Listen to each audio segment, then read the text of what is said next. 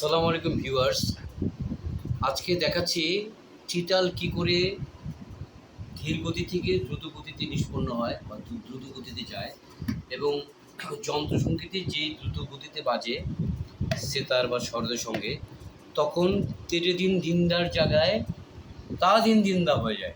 দেখুন কীভাবে সেটা আস্তে আস্তে হয়, ধীরে ধীরে হয়।